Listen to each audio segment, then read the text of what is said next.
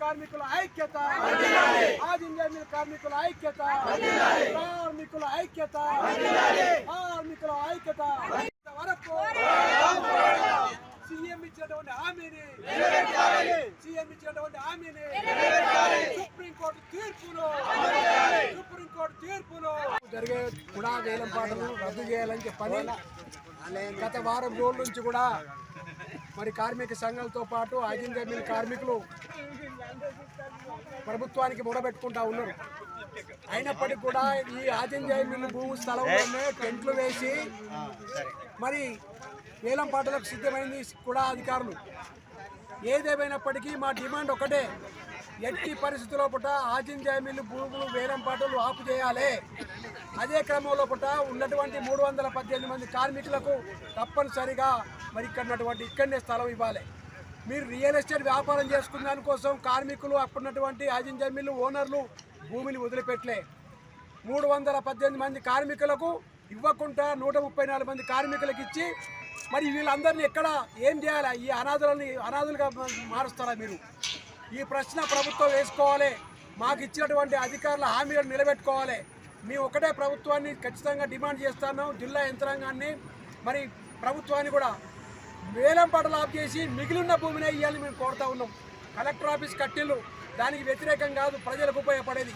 కానీ ఈ మిగిలిన భూమిలో ముగిన దాంట్లో ఈ మిగిలిన భూమిని రియల్ ఎస్టేట్ వ్యాపారులకు, బడా పెట్టుబడిదారులకు మరి కట్టుబెట్టే దానికోసం ఇలా ప్రయత్నం చేస్తూ ఉన్నారు.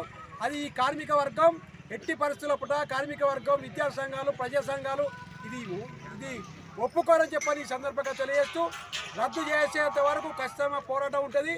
అదే క్రమంలో రేపు జరగబోయే వేలపాటు అవుతుందో దానికి పెద్ద ఎత్తున వచ్చి అది అడ్డుకుంటామని చెప్పని ఈ సందర్భంగా ప్రభుత్వాన్ని హెచ్చరిస్తాం.